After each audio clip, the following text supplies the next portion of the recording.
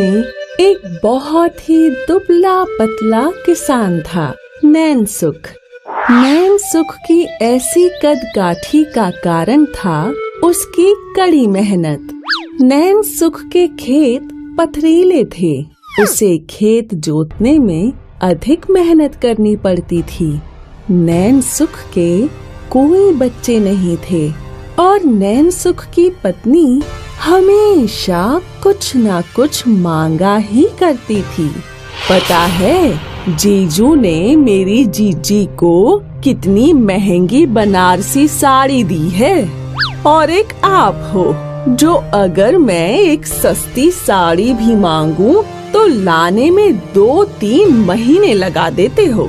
तुम्हारे जीजू के खेत उपजाऊ हैं और उनकी आमदनी भी अच्छी खासी है। तुम तो हमारे खेतों की हालत जानती ही हो। इतनी मेहनत करके भी बहुत कम उपजता है। अब तुम ही बताओ मैं क्या करूं? बेच दीजिए ये खेत, हम कोई और खेत खरीद लेंगे। नहीं, बिल्कुल नहीं, ये मेरे पुश्तैनी खेत हैं, मैं इन्हें बिल्कुल नहीं बेचूंगा। ठीक है, फिर ऐसे ही पछताते रहिए। इस रात नैनसुख तनाव में ढंग से सो नहीं पाया, लेकिन जब उसे नींद आई तो उसके सपने में उसके बाबूजी आए। बाबूजी आप? हाँ बेटा नैनसुख, आज बहू की और तुम्हारी अनबन सुनी, ये सब हमारे खेतों की वजह से है। बाबूजी, रमा की तो आदत ही है मुझे खरी खोटी सुनाने की। आप चिंता मत कीजिए, मैं खेत बिल्कुल नहीं बेचूंगा। तुमसे यही उम्मीद थी मुझे, और इसलिए अब तुम्हारी मदद करने के लिए मैं तुम्हारे हल में अपना जादू डाल रहा हूँ। खुश रहो। ऐसा बोल नैनसुख के बाबूजी गायब हो गए और रात के समय में हल चमकने लगा। अगले दिन नैनसुख रोज की तरह अपने खेतों में मेहनत करने पहुंचा, पर जैसे ही नैनसुख ने हल उठाया, हल अपने आप ही चलने लगा। हल ने कुछ ही समय में सारा खेत जोत दिया, वो जमीन का टुकड़ा भी जो बंजर और पथरीला था। ये सब देख नैनसुख को कुछ समझ नहीं आ रहा था। जिस जमीन को वो कभी भी नहीं जोत पाया था, आज वो इतनी आसानी से कैसे जुट गई? इसके बाद नैनसुख ने खुशी खुशी बीज बोए और आज सूरज ढलते ही नैनसुख खुशी खुशी घर पहुंचा। क्या हुआ जी, आज बहुत खुश हो? जो आज हुआ है वो तो मुझे भी समझ नहीं आ रहा। क्या मतलब? आज अपने हल अपने आप खेत जोतने लगे। अपने आप? ऐसे कैसे हो सकता है? यही तो मुझे भी समझ में नहीं आ रहा है। लेकिन जो भी हो, आज मेरे सारे खेत वो भी पूरी तरह से जुत चुका है। अब बस फसल आने का इंतजार है। रमा असमंजस में थी। नैनसुख के खेतों में अंकुर फूटे और जल्द ही खेत में फसल लहराने लगी। कुछ दिन बाद नैनसुख रमा को अपने खेत ले गया और खेत देखकर, हाय दैया, ये जमीन तो बंजर थी ना? थी, लेकिन अब नहीं है। लेकिन अब तक इसका कारण मुझे समझ में ही नहीं आया। इसके बाद दोनों घर पहुँचे और दीवार पर लगी हुई अपने बाबूजी की तस्वीर देखकर नैनसुख को वो सपना याद आ गया। रामा, ये सब बाबूजी का आशीर्वाद है। नैनसुख ने रमा को सपने के बारे में बताया। हे राम, ससुर जी, आपका धन्यवाद। आपकी वजह से आज हम पहले से ज्यादा खुश हैं और मुझे माफ कर दीजिए कि मैंने इन्हें आपकी जमीन बेचने के लिए कहा। अब मैं कभी भी ऐसा नहीं बोलूंगी। शुक्रिया ससुर जी। नैनसुख ने भी अपने बाबूजी का शुक्रिया अदा किया और वो दोनों हमेशा खुश रहे। इसीलिए कहते हैं कि हमारे पूर्वज हमेशा हमारा भला ही सोचते हैं। मीना और राजू के पिताजी आज घर पर नया ट्रैक्टर ले आए थे। ये हुर्रे! मैं ट्रैक्टर की सीट पर बैठूंगा। नहीं, मैं बैठूंगी। बच्चों, लड़ते क्यों हो? एक एक करके बैठ लेना। पहले नया ट्रैक्टर आने की मिठाई तो खा लो। पापा, मैं 4 लड्डू खाऊंगा। और मैं 6 लड्डू। दोनों डिब्बे से लड्डू ले लेते हैं। जरा मैं जुम्मन चाचा के घर मिठाई देकर आता हूँ। अरे अर्जुन सिंह, आओ आओ, किस चीज की मिठाई लेकर आए हो? चाचा, नया ट्रैक्टर खरीद ले आया हूँ। ये उसी की मिठाई है। बहुत खुशी की बात है बेटा, लगता है खूब तरक्की कर रहे हो। जुम्मन चाचा का व्यवहार ऊपर से अच्छा था, लेकिन अंदर ही अंदर वे लोगों से जला करते थे। जुम्मन चाचा अपनी पत्नी से, पूरे गांव में किसी के पास ट्रैक्टर नहीं, इसने कैसे ट्रैक्टर खरीद लिया? गांव में सबने गेहूं और चावल उगाए थे, लेकिन अर्जुन ने मक्का उगाई थी। मक्का इस बार खूब महंगी बिकी है। मैंने भी तो आपसे कहा था कि मक्का उगा लो, आप ही नहीं माने। जुम्मन गांव के आदमियों को अर्जुन के खिलाफ भड़काने लगा। भाइयों, हमारे साथ बहुत अन्याय हो रहा है।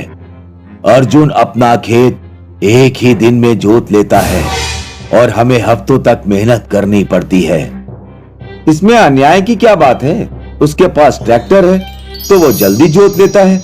कल को हमारे पास भी अगर ट्रैक्टर होगा तो हम भी अपना खेत जल्दी जोत लिया करेंगे। और फिर अर्जुन तो दूसरों के खेत जोतने के लिए तैयार है, बस उसे डीजल का खर्चा दे दो।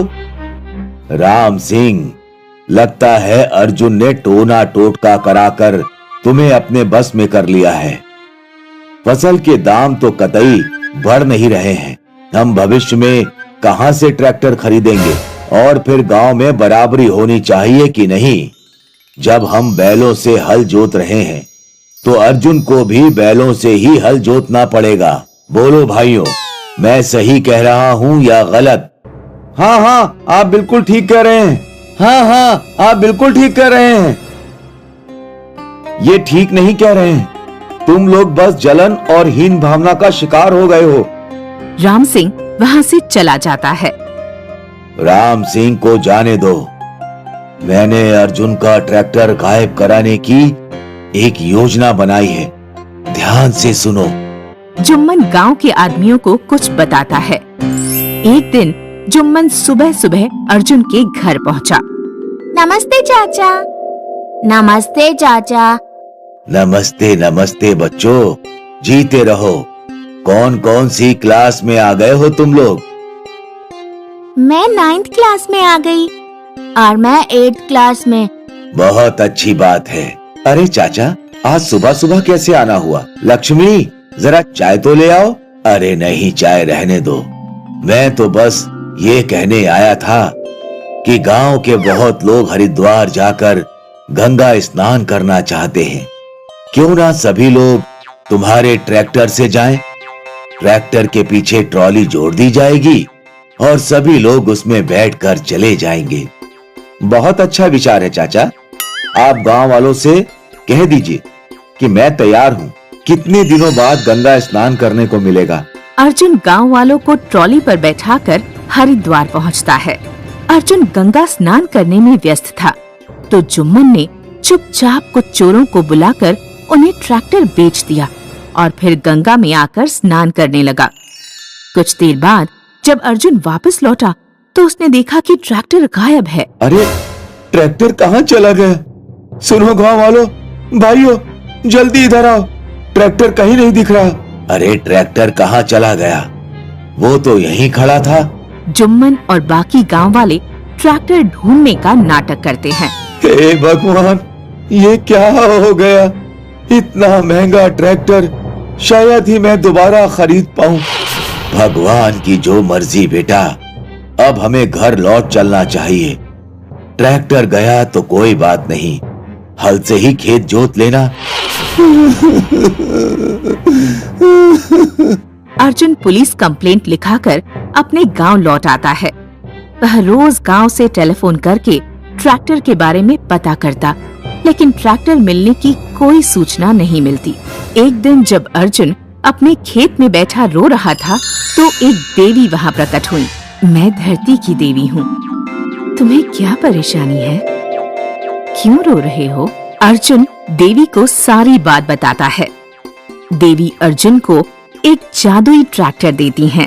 इस ट्रैक्टर में डीजल या कोई भी ईंधन डलवाने की जरूरत नहीं है, ये ऐसे ही हमेशा चलता रहेगा। ऐसा कहकर देवी गायब हो जाती हैं। अर्जुन जादुई ट्रैक्टर पाकर बहुत खुश होता है। उधर एक दिन घास काटने वाली मशीन से जुम्मन चाचा का एक हाथ कट गया। अब वे हल नहीं चला सकते थे, इसलिए घर पर पड़े थे।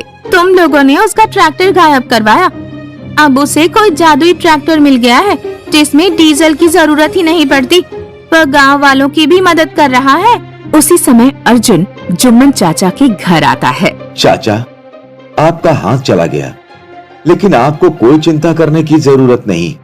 मैं आपका खेत अपनी जादुई ट्रैक्टर से जोत दूंगा। अर्जुन का अच्छा व्यवहार देखकर जुम्मन को अपने ऊपर बहुत शर्म आती है। मुझे माफ कर देना अर्जुन, मैंने तुम्हारा पुराना ट्रैक्टर गायब करवाया था। मैं ईर्ष्या से भर उठा था। मैंने तुम्हारे साथ इतना बुरा किया, इसके बावजूद तुम मेरी मदद कर रहे हो। मुझे माफ कर देना। कोई बात नहीं चाचा, अब सब कुछ ठीक हो चुका है और फिर आपको भी अपनी गलती का एहसास है। इससे ज्यादा मुझे क्या चाहिए।